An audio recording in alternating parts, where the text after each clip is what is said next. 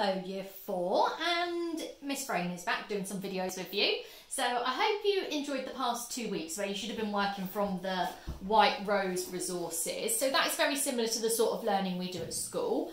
I'm going to do a few videos this week sort of recapping what you've been doing with decimals and just checking that we really understand those maths representations that we've been using.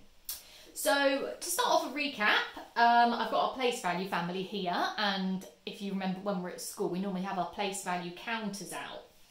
When we got our place value counters out, we have our ones, our tens, our hundreds and our thousands. Now over the past 2 weeks you've been looking at decimals, and the decimal point would be here. If we're thinking of this as a place value table, we know that we have our ones, our tens, our hundreds and our thousands, and this is how we've laid out lots of things, especially when we were doing written methods. Now, you should know from your learning that as we move on to the other side of the decimal, this is 0.1,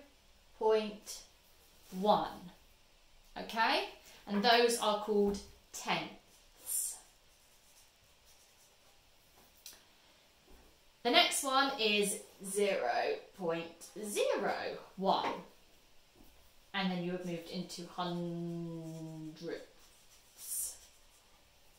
Okay, so you can see where the 1 is here, it's moved 1 place to the right, and here it's moved 2 places to the right. So if we were doing these with the place value counters, I would probably have had to order some new ones, but they would have said 0.1 on them and 0.01. So that is our place value family. These 4 that we're already really used to using, and these 2 other ones. Now today we are just looking at tenths. We are just looking at these ones. And we did do tenths in year 3, if you can remember some of the work that we did. We didn't do hundredths, but we're going to go over tenths today. And our main focus today is going to be how we represent fractions in different ways. So, this is the same activity that you guys are going to do for your home learning.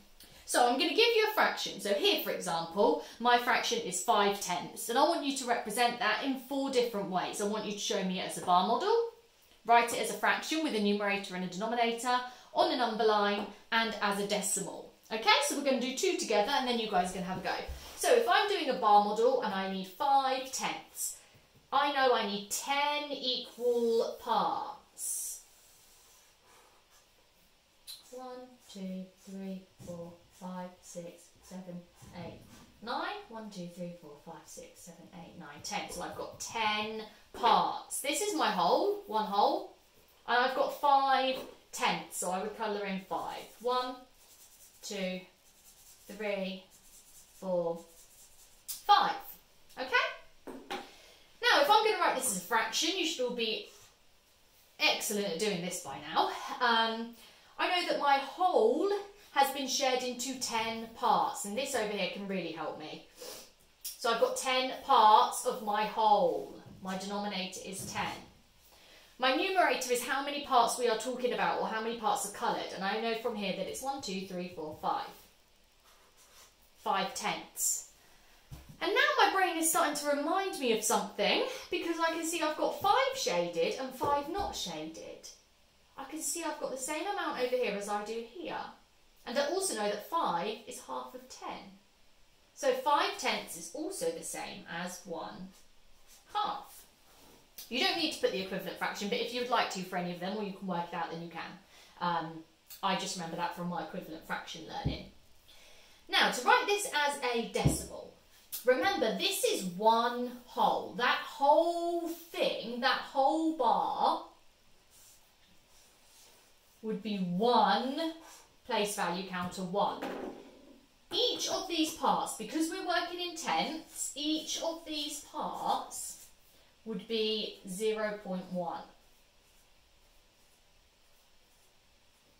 Okay? And these ones would be as well, but we don't have them because we only have 5/10. So if I was going to write this as a decimal, I've got 0.1, 0.2, 0.3, 0.4, 0.5. I don't have one whole yet. I haven't made that one whole, so it would be 0. 0.5. And you could represent that with your, you could just draw them out. 3, 4, 5, 0.1, 0.1.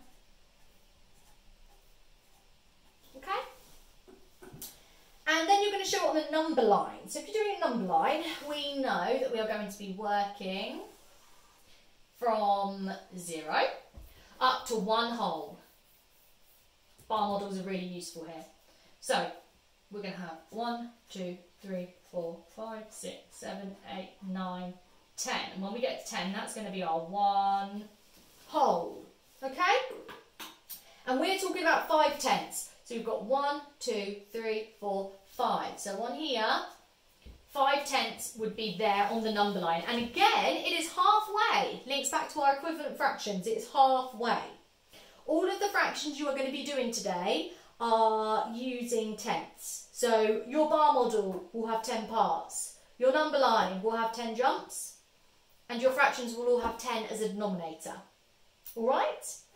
Now, that's what it should look like when it's finished. So you can see I've started with my fraction and I've represented it 4 different ways. I'm going to do another one now, which is a little bit different, and you will see why. Now, this time I'm working with 14/10.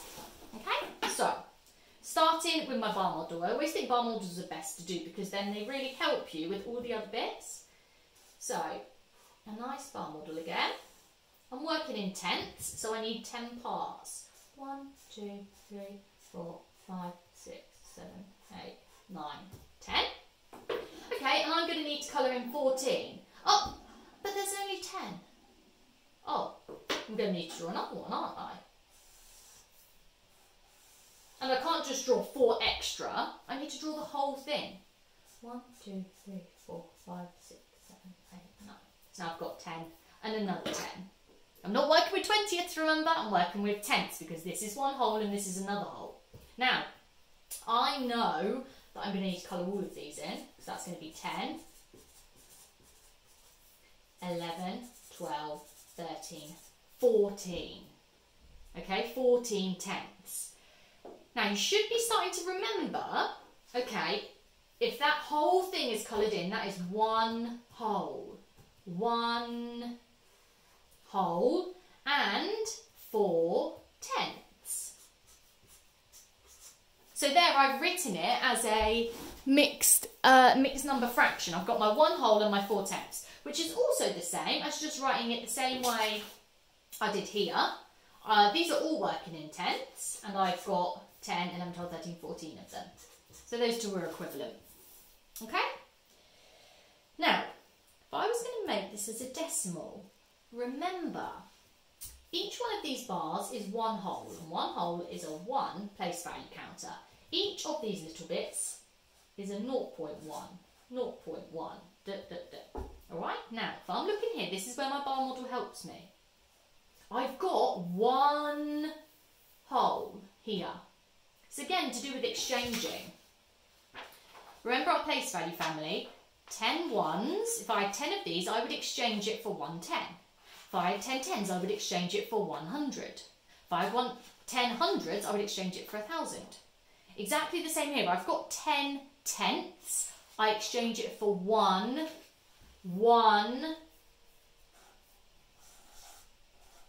Oh, 1. Ignore my little decimal point there. Okay? And then I've got 1, 2, 3, 4 tenths. Working back in my tenths column. 1, 2, 3, 4.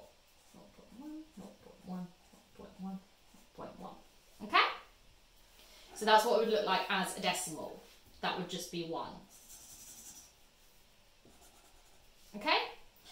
Now, on a number line, this number line is going to have to be a bit different because I've seen here, I'm already going to have to make it a little bit longer.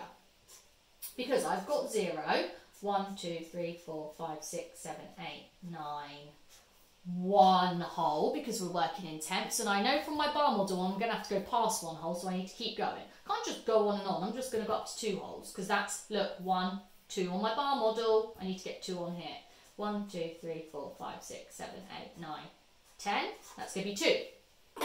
Okay, now use your bar model to help you. I've gone past 1 whole, So on my bar model, that bar model was already covered, all of that. So I'm up to here, all right? And then I look 1, 2, 3, 4, 1, 2, 3, 4.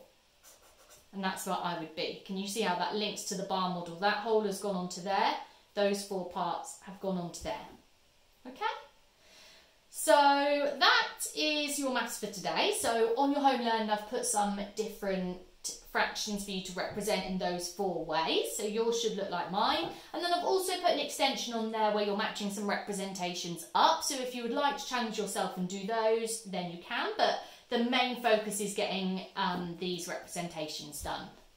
Okay, so I hope that you enjoyed all of that, and I will see you soon. Bye-bye.